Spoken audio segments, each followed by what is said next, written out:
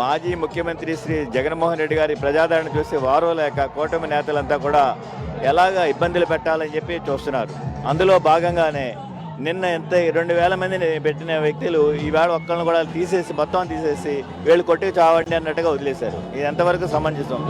దీన్ని తీవ్రంగా ఖండిస్తున్న పార్టీ తరఫున నేను లోక్సభ పార్లమెంటు అభ్యర్థిగా ఈ పోలీసులు చేస్తున్న ఈ దురాగతాలని, కూటమి ప్రభుత్వం నేతలు చేస్తున్న దురాగతాలని కూడా ఖండిస్తున్నాను.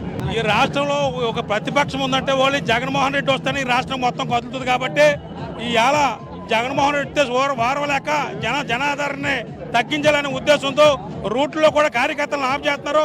అన్ని రూట్లో కూడా కార్యకర్తలనే 4 రూట్లు ఉంటాయి, 3 రూట్లు పంచి ఒకే రూట్లో పంపుతున్నారు. చాలా దారుణంగా ఉంది దేవరపల్లిలో పరిస్థితి.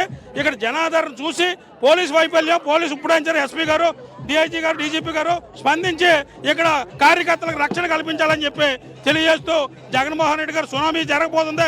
రాష్ట్రంలో అతిపెద్ద మీటింగు, అతిపెద్ద బోర్డులో రైతుల గురించి స్పందించే వ్యక్తి రాష్ట్రంలో ఉన్నారంటే ఒక జగన్మోహన్ రెడ్డి తప్ప ఇంకొకరు ఎవరు లేరని చెప్తాము తెలియజేస్తూ పోలీసులు ఇప్పుడు గుర్తించి ట్రాఫిక్ ని కంట్రోల్ చేయాలని కోరుతున్నాం. ఇప్పటికే రైతులందరూ కూడా చాలా బాధతో, కడుపు మంటతో ఉన్నారు.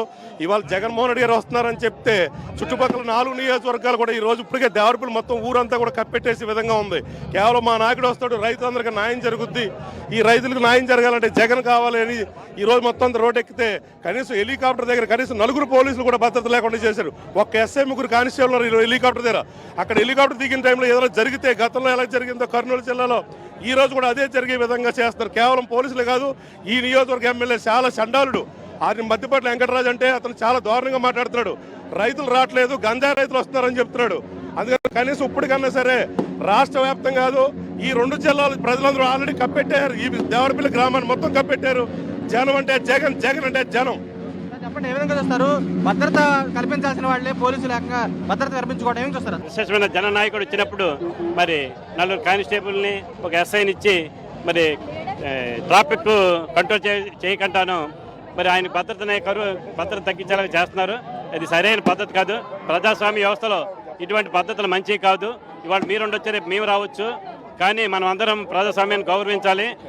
ఆయన్ని మీరు ఎంత ఇబ్బందులు పెడతారో జనం అంతకంతకే రెట్టింపు అయ్యి రేపు 29లో ఈ జన సునామీతో మిమ్మల్ని అందరినీ ఇంటికి పంపించే కార్యక్రమం జరుగుతుంది. ఇక్కడ ఆంధ్రప్రదేశ్ మొత్తం 100కి 80% వ్యవసాయ ఆధారిత ప్రాంతంగా ఉన్నది. కాబట్టి రైతు పండించే ఏ పంటకు గిట్టుబాటు ధర లేకుండా ఉంటుంది.